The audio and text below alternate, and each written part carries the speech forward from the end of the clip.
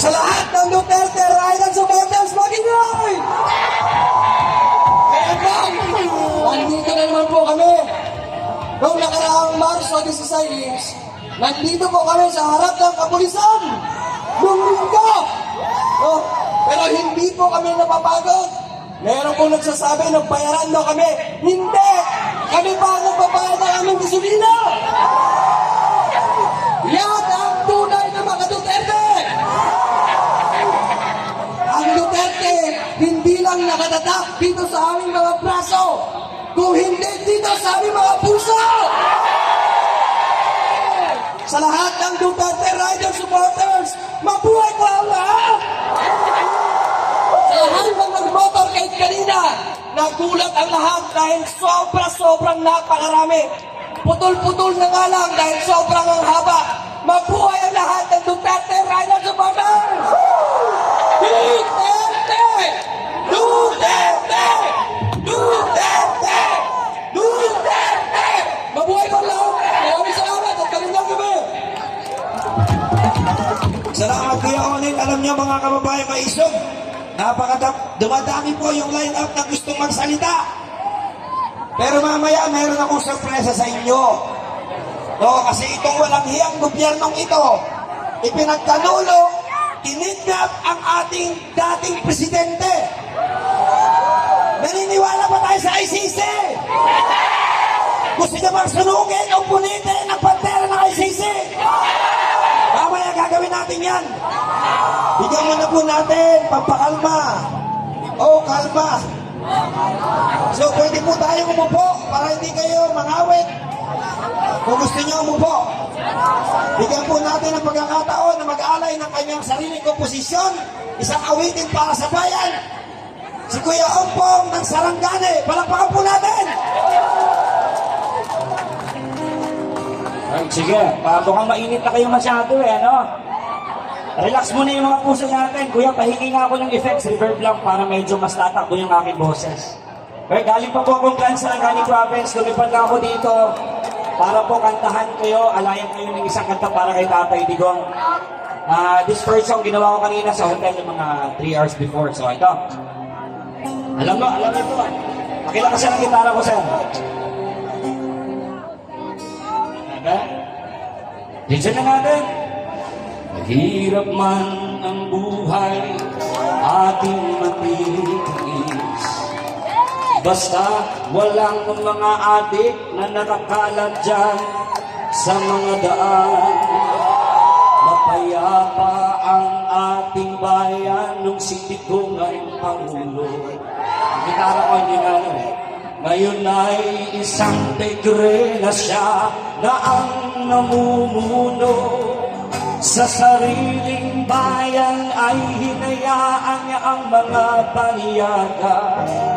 Hinayaan ng tigre na tayong lahat ay mapahiya. Pakil nga ng aking gitara kasi wireless to napuputol-putol. Ayan. High-tech sana, made in China to Ayan na, medyo okay na. Ngayon ang tamang oras upang tayo'y magkaisa, upang labanan ang mga pang-aaping ginagawa nila. Dahil walang kanayaan habang naririyan ang dugo ng isang tigre, magnanakaw at mang-aapi. Magnanakaw! Ay palayain sa dugo ng isang tigre, mapang-alipin. Isa pa, si Digong ay palayain sa dugo ng isang tigre, mapang ali. Ito, meron na akong backup. Eto na. Hindi na tayo mapuputol-putol. Nabutol ako doon sa kinilikong China. Binig China. Ayun, mas malakas. Palakpak. Alright, thank you. Tuloy natin. Ayun, mas clear.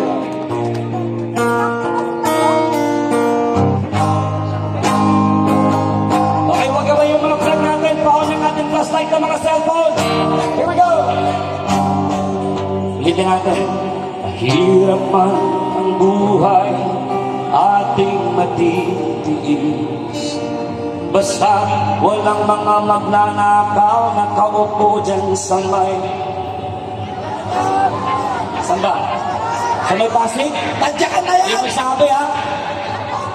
Tadyakan! Tadyakan! Dahil walang kalayaan habang naririyan ang mga buhayang dati sa sapalang nakatambay. Ngayon nasa opisina na. Si Digo ay palayain sa kuko ng isang tigre. Mapangalipin. Isa pa! Si Digo ay palayain sa kuko ng isang tigring magnanakaw at mang-aapi.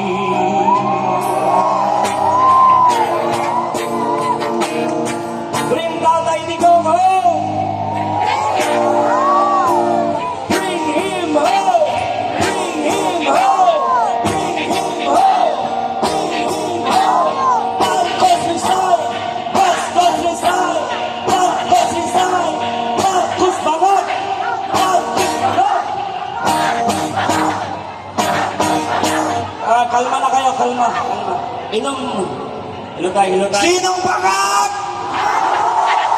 Nakasaan sinong bangat? Anong gusto natin mangyari kay Marcos? Meron pa akong isang kanta na ginawa para kay tatay. Nasa YouTube na ito ha. I-follow niyo yung page ko pala, Romeo Ogong TV. Hanapin Mga niyo ito. pulis! Alright. Sinong bangat? Ayaw nila nagsalita. Nandiyan sa loob! Takpin nyo na! Alright, here we go.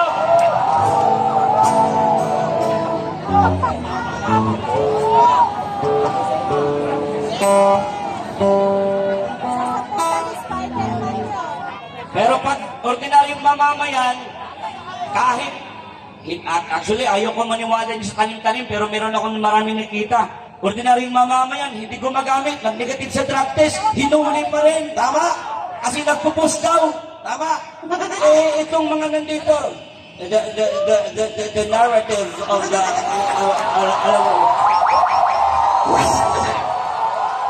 Yung ordinaryong mamamayan, yan ang, katulad yung tinira, kinulong na! hello tay, may mensahe doon sa tatay, di ko sa inyo, hello tay. Ikaw na magsabi. Magandang gabi sa inyo mga putang ilang mga taga Manila. Kaya ulang-ulang nanonood ako dito sa Hague. Ang dami palang bumitiw na sa kay Marcos. Kalma lang kayo. Birthday ko ngayon, ayaw ko ng gulo. Kaya ito lang ang sabihin mo sa inyo. Antayin ninyo ako pag uwi ko. Panginoon, lahat ng mga abogado, magkudita tayo.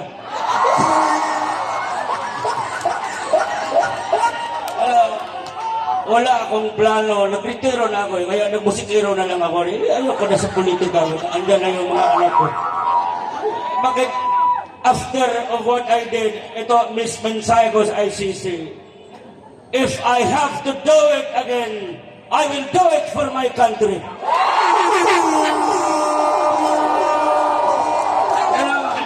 Ito mga putang ina itong ICC. What is the difference of USA bombing Iraq, putang killing children in hospitals? Duterte! Duterte! Ito, tayong maliit lang tayong bansa dito. Bakit ang pakailanero ng mga yawa na ito? During my term, they have attempted many times to pin me down. It was during my term. I never allowed any single Filipino people. I never gave them up to the ICC. But me, Bongbong Marcos, gave me up. Marcos resign! Marcos resign! Marcos resign! Alam na nyo, hindi ako nagsisi na ipinalipin ko ang ama niya sa ibingan ng mga bayani. Ito, pag ikaw bang namatay ka, wala na akong hindi kita makilala bang. Napaghanap ka ng malakim na property ninyo, doon kayo ilibing sa inyo, ha? Wala ko. Ito, seryoso itong panawagan.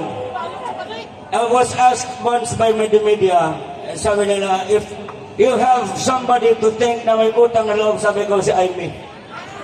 Ngayon, panawagan ko sa iyo dahil Aimee, hindi pa uli ang lahat. It's never too late to convince the Filipino people that you are worthy to become a senator again.